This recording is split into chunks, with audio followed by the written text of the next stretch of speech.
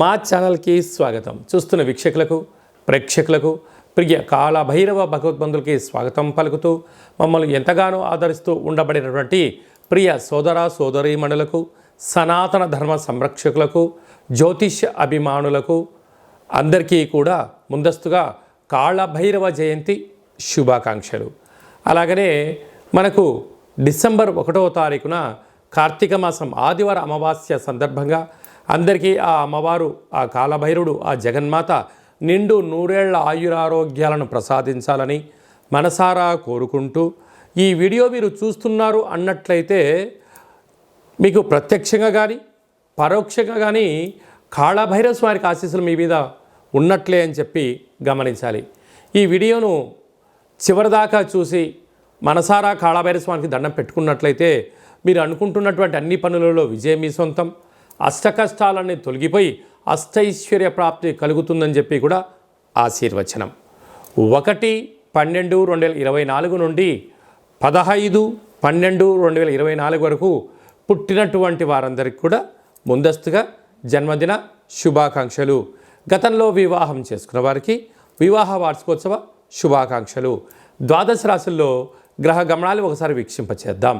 వృషభ రాశిలో దేవగురు బృహస్పతి శత్రుస్థానంలో సంచారం చేయడము, కర్కాటక రాశిలో కుజ భగవానుడు నీచభంగ రాజయోగ సంచార స్థితి, కన్యరాశిలో కేతు సంచార స్థితి, వృశ్చిక రాశిలో రవి బుధ సంచార స్థితి, బుధాదిత్య రాజయోగము, ధనుసు రాశిలో శుక్ర భగవానుడు, కుంభరాశిలో శని భగవానుడు స్వక్షేత్ర వక్రగమన సంచార స్థితి, మీనరాశిలో రాహు సంచార స్థితితో ద్వాదశ రాశుల్లో గ్రహ గమనాలు ఈ విధంగా ఉన్నాయి.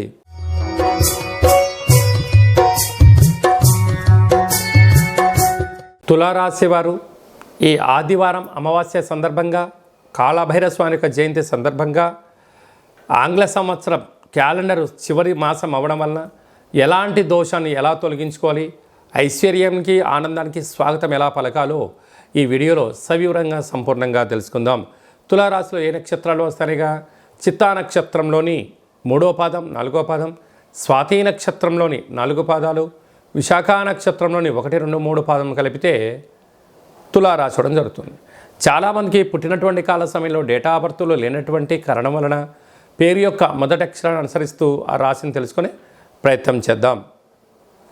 రా, రీ, శ్రీ, రు, రే, రో, తా, తి, తు, తే అక్షరాల వారందరూ కూడా తులారాశి జాతకులే.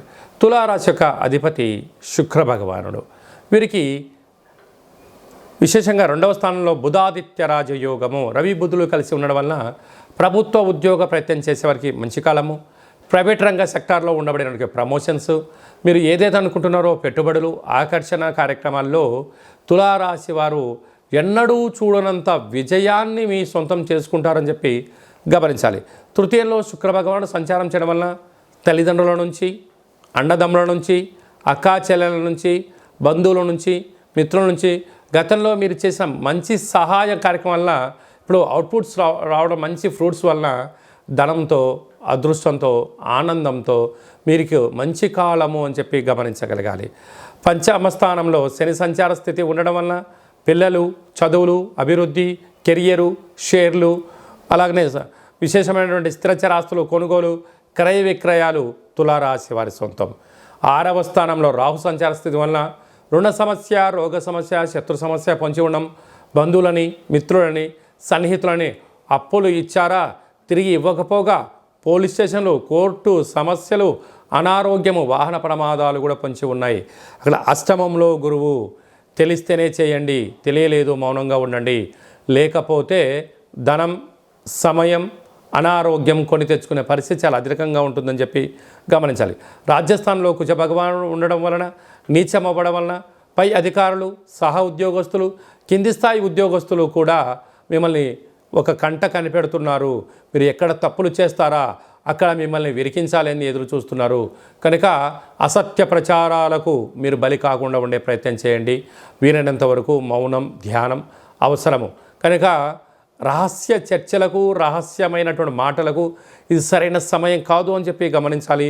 వ్యయంలో కేతు సంచార స్థితి ఉండడం వలన ప్రతి విషయాన్ని మీకు ముందే తెలిసిపోతూ ఉంటుంది. కానీ ఎలా దాన్ని ఆపాలి, ఎలా మీకు అనుకూలంగా మలుచుకోగలగాలనేది ఏకాగ్రతగా ఆలోచించగలిగితే మీ భవిష్యత్తు మీ చేతిలో ఉందని చెప్పి గమనించాలి.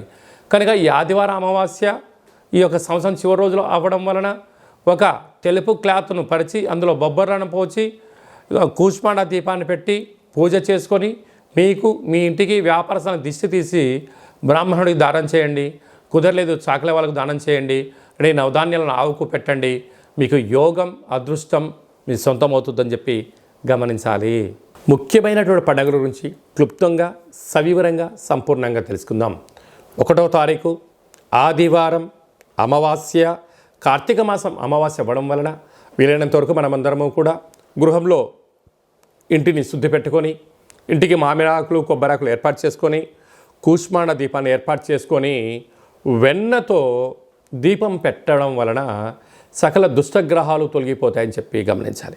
అలాగే కాళభైరవ స్వామికి స్మరణ, కాళభైరవ స్వామికి కూష్మాండ దీపము, కాళభైరవ స్వామి సౌభాగ్య ముడుపు ఏర్పాటు చేసుకోవడం వలన సకల రాబోయే కాలమంతను కూడా మనకు సువర్ణ యుగం అని చెప్పి గమనించాలి.